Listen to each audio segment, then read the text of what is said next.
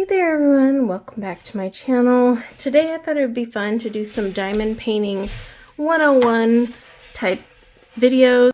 So today I'm going to show you how I use release paper on my diamond paintings. I do have a video for how I use washi tape, but I'll be honest, I've kind of gotten away from washi tape. It tends to peel off the plastic, and I don't like it. I've actually found that I prefer release paper. I will leave a link in the description below to this brand. It's really cheap. You get like 300 pieces. You get a whole stack that are this size, and then a whole stack that are this size. So it's pretty good, and like I said, very cheap. And I like this paper. It's not as thick as the Diamond Art Club ones. It's thinner, so you can actually roll up your painting if you're taking a break with the release paper still on it, whereas the Diamond Art Club ones fall off because they're so thick. And then also, when you're like, say you're working on a square, but you're not done and you need to cover it back up, the Diamond Art Club ones have this smoother finish, so they tend to not stick anymore, whereas this paper does because it's thin. So just something to keep in mind. But basically how I do this is I start from the top. So I am actually getting Susie Snowflake ready. This is my January kit. So I pull the plastic back.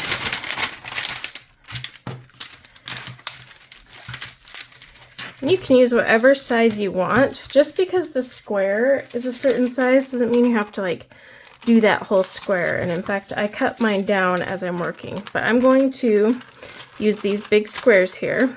And I'm not going to do the whole thing on camera because this does take a little bit.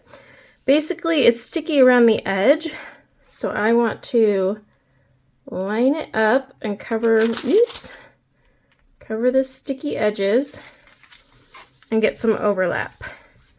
And then I also try to make it line up so that when I pull this off, like each row can be done and nothing's like in the way, or a row is half exposed.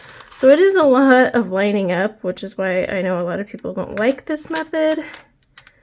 I actually used to hate this method, and then I don't know what made me start doing it again. And I did it with this paper because I had bought this paper initially for my diamond painting putty to package it up, but I didn't like the way it packaged up. And so I ended up trying it on a painting, and I was like, oh, check this out. So I'm just lining it up as best I can. Nothing's ever perfect, right? Now I do have a little smidgy here. So usually what I'll do, I will usually cut a piece. I happen to already have one here, but I'll cut a piece to just cover that little smidgy there. And most likely what I'll end up doing anyways, so like, because I'm using the big squares, I don't like to work on a big square like this unless it's all color blocking. And I can, unlike the Diamond Art Club ones, look, you can see through this. So you can see how much of each color is going to be used here, and that's what makes it awesome about this paper versus the Diamond Art Club ones, which have their logo and you can't see through it. So like I can look and go, oh, okay, most of this square is color blocking, so I'm good. There's also another little trick I will show you, but you just take, you can use an X-Acto blade if you're super gentle. I have little ceramic cutters, but if I'm working, say, on this square, and I want to, let me zoom you in. Come on. All right. See how we have a bunch of plus signs here? These are all the same colors. Say I'm working on this square, but I really want to go over here and tackle this. When I'm working with washi tape, I don't have as much, give with that. The washi tape is my borders. This, everything's protected. So what I would do is take my ceramic cutter and actually cut all through the squares here, just to expose all of these plus signs so that I could do this whole thing here.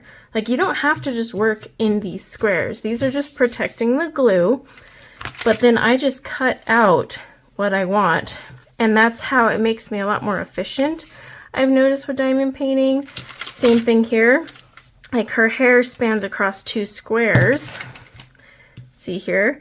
Instead of just doing this square and then coming to this one, I would most likely take my ceramic cutter and cut out around the hair so that the same colors are being pulled out and I'm not putting them away. So that is one trick I highly recommend if you use release paper.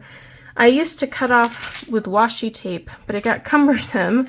And like I said, once I discovered this paper, just using it on a whim, I really like it. It does not pull the glue up either. It is very nice. It sticks well, but see how we can just lift right off? So that is something to keep in mind.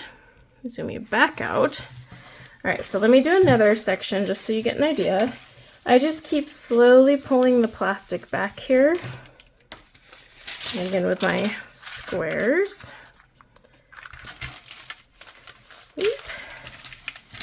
But I love how it's see-through. I'm going to try and go in just a wee bit more and only cover that one area. And I'm a little crooked. Like I said, you gotta sometimes kind of play with it.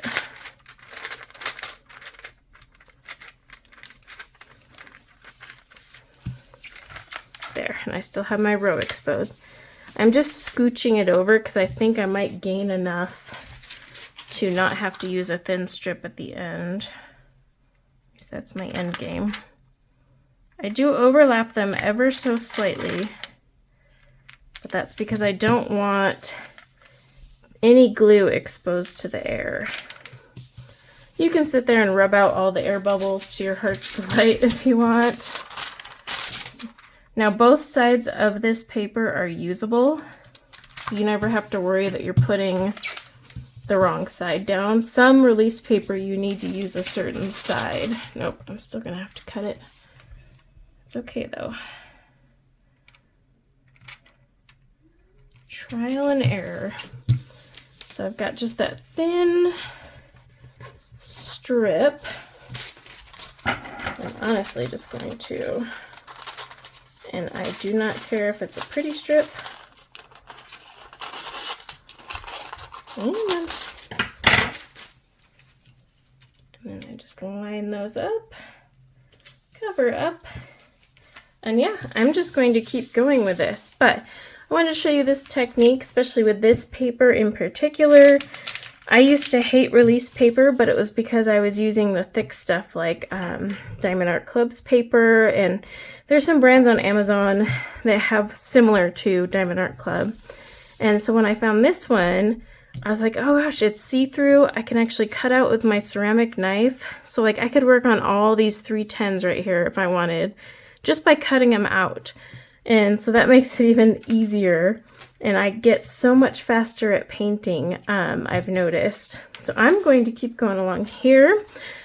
Please feel free to leave questions in the comments below. But like I said, consider this just your protector. You're basically replacing your plastic sheet.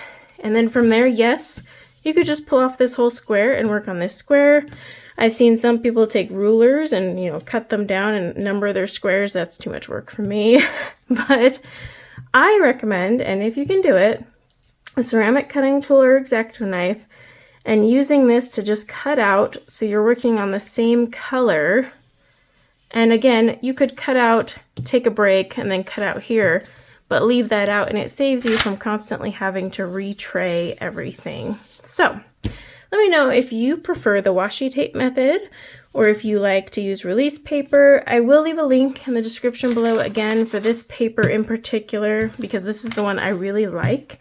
And I've had great results on 2 paintings now. This will be my 3rd. So I definitely recommend it. I'm just going to keep going on with this, but until next time, take care. Bye now.